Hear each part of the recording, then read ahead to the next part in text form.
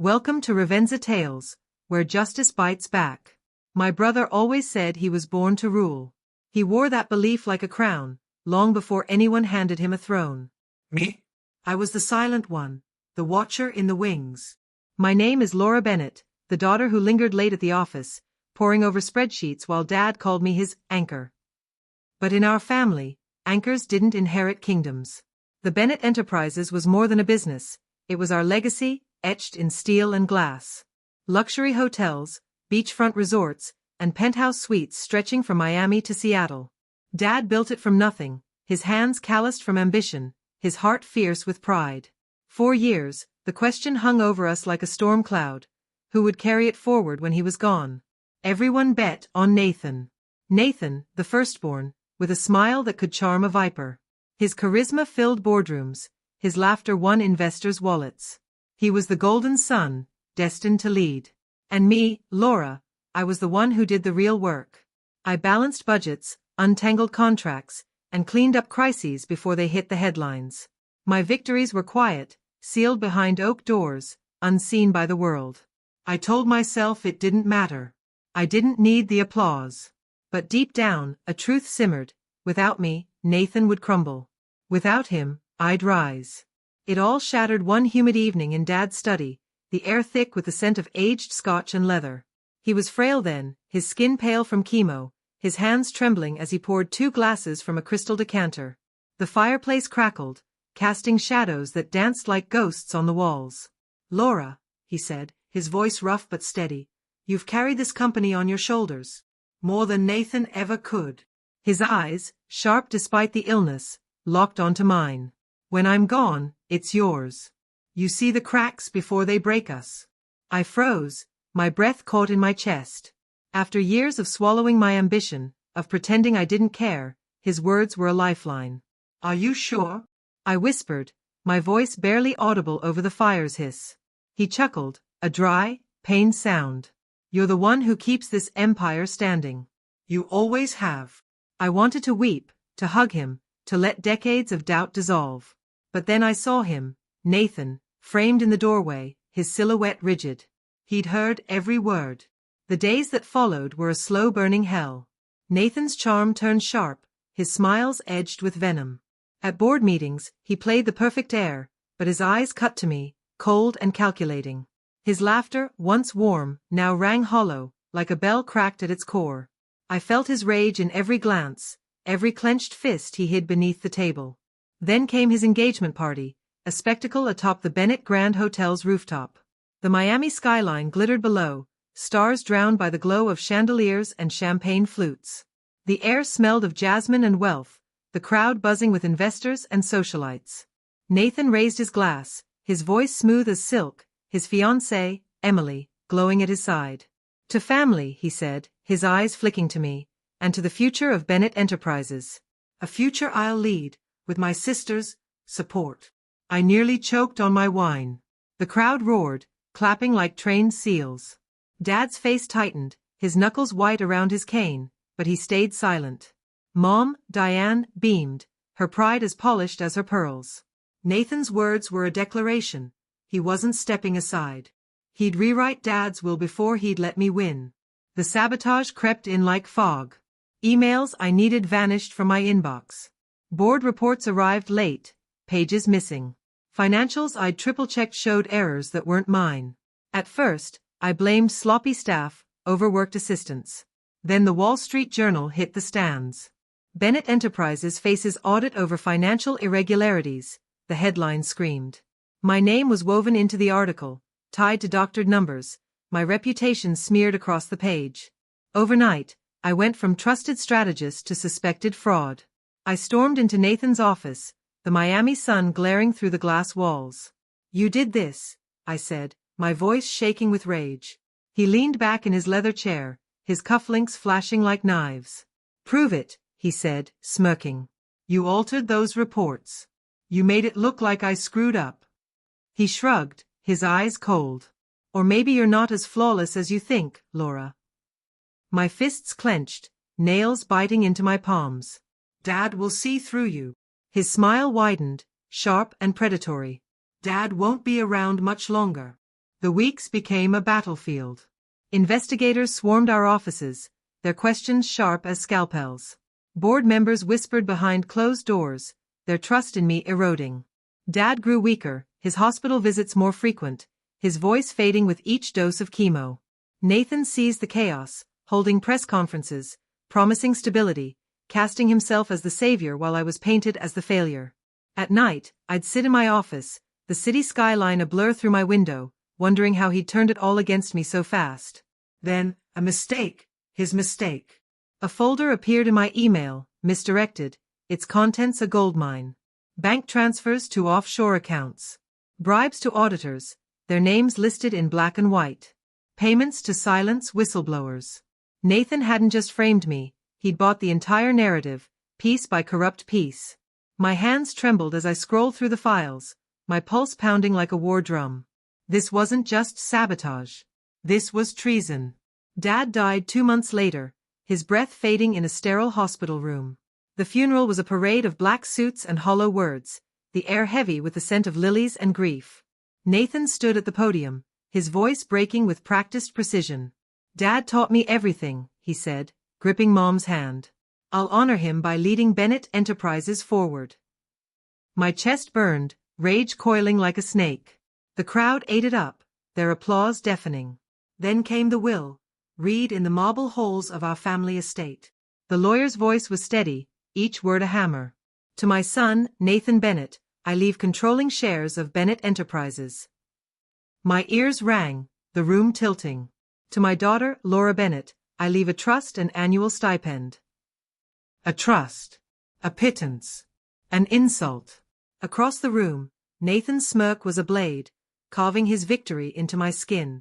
Dad had promised me the empire. But the papers told a different story.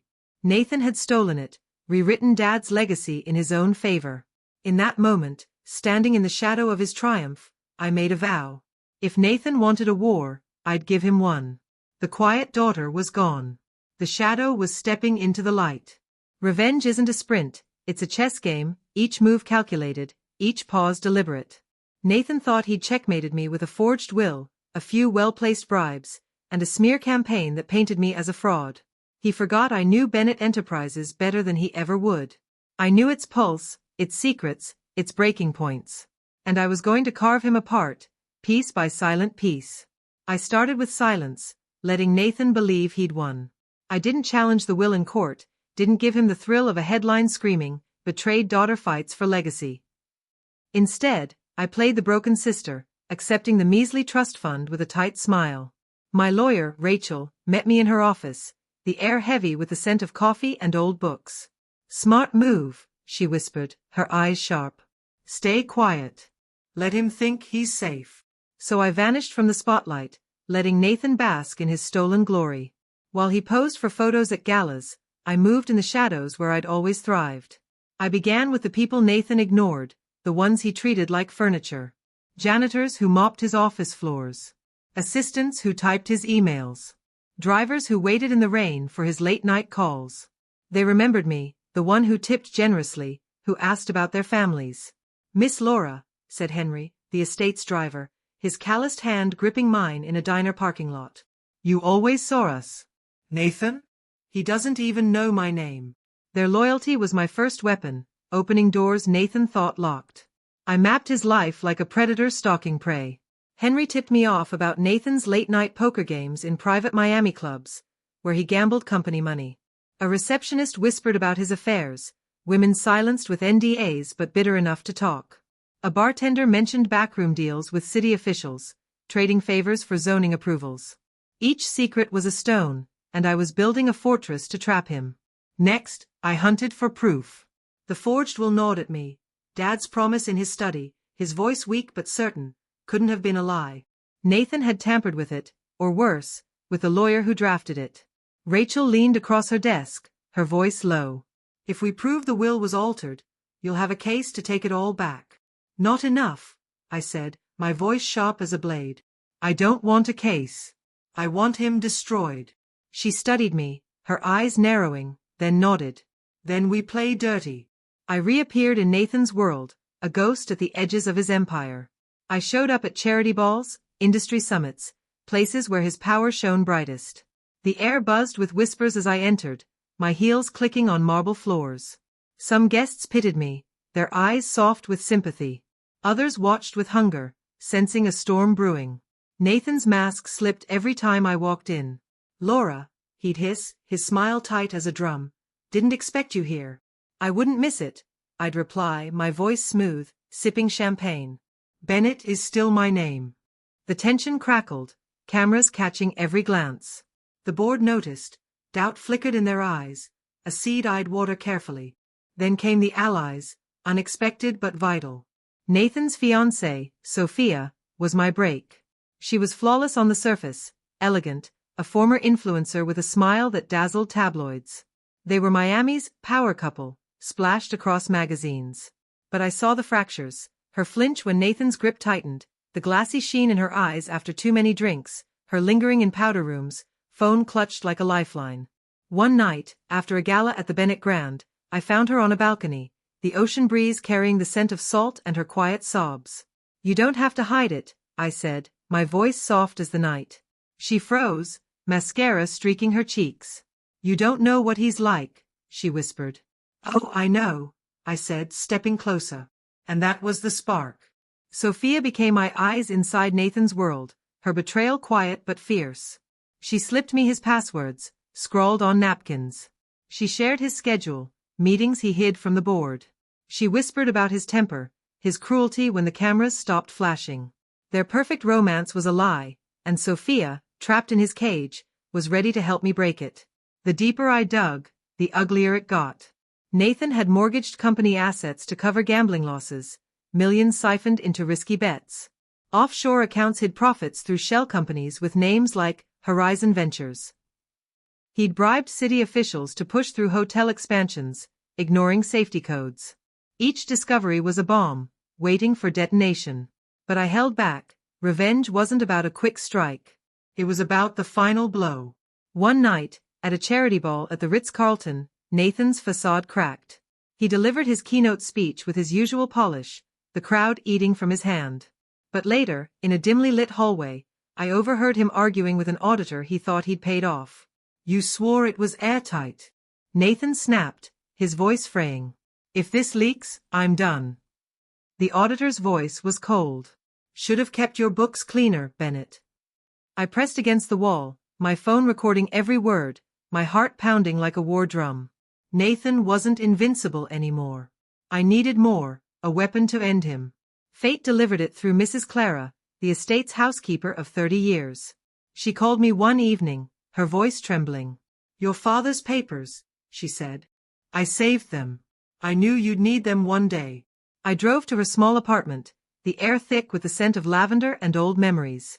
She handed me a dusty box, journals, letters, and a draft of Dad's will. Tucked inside was a handwritten note, dated weeks before his death. "Laura inherits Bennett Enterprises," it read, Dad's script shaky but clear. "She's the only one who can protect my legacy." Tears stung my eyes, my chest tight with vindication. Nathan hadn't just stolen from me, he'd betrayed Dad's final wish. The war was ready, but I waited. Nathan planned his wedding, his face plastered in magazines, his arm around Sophia on red carpets. I let him feel untouchable, gathering my arsenal, recordings, documents, witnesses, Sophia's secrets. Then, one night, Sophia slipped into my townhouse, her hands shaking, her eyes wide. "He's planning a merger," she whispered, her voice barely audible. "With Hargrave International. It'll lock in his control, globally." My pulse raced. Hargrave was a corporate predator, swallowing companies whole. If Nathan succeeded, he'd be a king. "When?" I asked, my voice steady. "At the wedding," she said. 2 weeks. The pieces aligned, a perfect storm. Nathan wanted his marriage and his empire crowned on the same day. But his wedding wouldn't be his triumph. It would be his ruin. Weddings are meant to spark new beginnings, vows whispered under a glow of hope. But Nathan's wedding wasn't a dawn, it was a reckoning. And I, Laura Bennett, was its architect. The morning of the wedding, Miami pulsed with anticipation. The Bennett name still held weight, and Nathan had spun the event as a coronation of legacy and love. Sophia shimmered in a gown of ivory silk, her smile radiant but brittle. Nathan, in a tailored tuxedo, soaked in the adoration of guests, cameras flashing like stars. The estate's ballroom gleamed, crystal chandeliers casting prisms, the air thick with the scent of orchids and champagne. But beneath the roses, beneath the polished smiles, I'd laid a trap, its fuse burning slow and silent. Every document, every recording, every whispered betrayal was cued, ready to ignite. I wasn't going to ruin Nathan in a courtroom's shadows. He deserved a spotlight, bright and merciless. The ceremony unfolded like a dream. Sophia glided down the aisle, her veil trailing like a ghost, her eyes catching mine for a fleeting moment, a spark of steel beneath her grace. I stood among the guests, hidden in the crowd of silk dresses and tailored suits, watching Nathan speak vows that dripped with lies. "I vow to cherish you," he said, sliding a ring onto Sophia's finger, his voice smooth as velvet. The hypocrisy burned in my chest, but I stayed still, my face a mask. When the applause roared, when the minister declared them won, I knew his time was up. The reception was a spectacle of excess. A 12-tier cake towered under golden light, its icing sculpted like a monument. Champagne flowed, each bottle worth a month's rent for most. Nathan thrived in the chaos, shaking hands, charming investors, his laughter echoing like a king holding court. He didn't see the glances Sophia and I exchanged. He didn't notice the projector screen being wheeled behind the dance floor, billed as her surprise tribute to their love. He didn't see me, tucked in the shadows, until the moment struck. "Ladies and gentlemen," Sophia's voice rang through the microphone, clear and steady, her hand unshaking. "Before we dance, Nathan and I have a story to share." The lights dimmed, the crowd turned, their murmurs fading.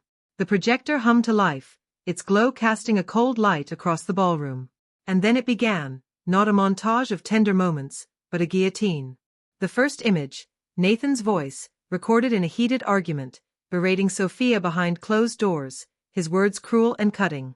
Then, a bank transfer to an offshore account, the numbers stark. A video of Nathan handing an envelope to an auditor, his smile tight. NDAs signed by women whose names he barely remembered. Gasps rippled through the guests, glasses clinking as hands trembled.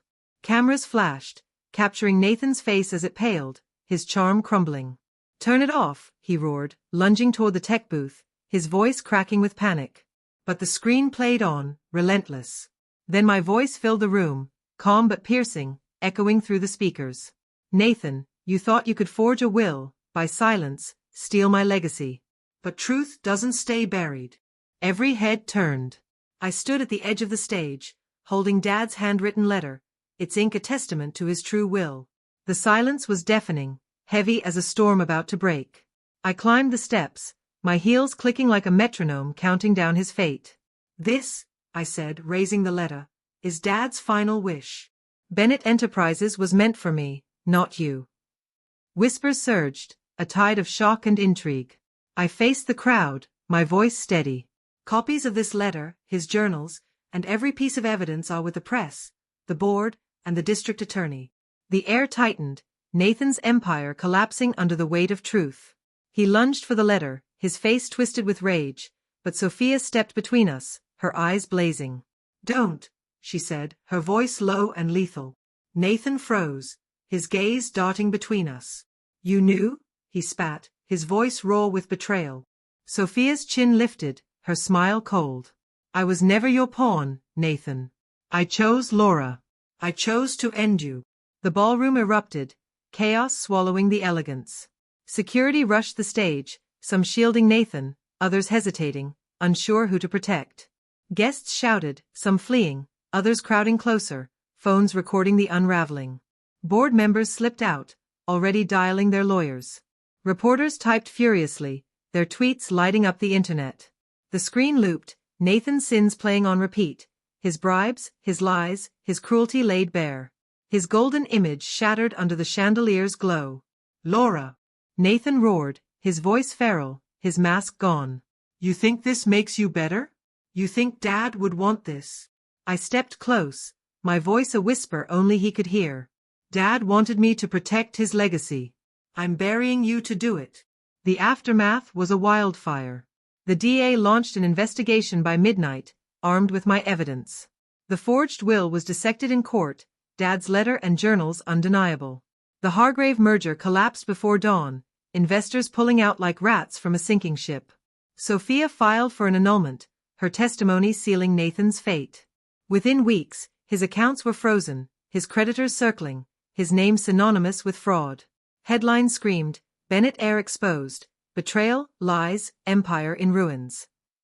Months later, I stood in the boardroom of Bennett Enterprises, no longer the shadow, no longer the forgotten daughter. The CEO's chair fit me like it was carved for my frame. The board's vote was unanimous, the gavels strike a final note of victory. But as I looked out over Miami's skyline, Dad's voice echoed in my mind. Would he have wanted this? His son's ruin, his empire reclaimed through fire? Maybe not. But I did. Revenge isn't about justice, it's about balance. Nathan tried to claw his way back, spinning tales in interviews, blaming Sophia, blaming me. But the world had seen his true face. No one listened anymore. I moved forward, the empire mine, the name mine, the future mine. Yet some nights, as the city lights bled through my office window, Nathan's voice lingered. You think this makes you better? Maybe it didn't. Maybe revenge doesn't make you better. It just sets you free. What secrets will the next tale uncover? Will justice strike again, or will it demand a new price? Smash that like button, subscribe, and ring the bell for more Revenza tales, where betrayal meets its match. Drop a comment. What would you do to reclaim what's rightfully yours? See you in the next story.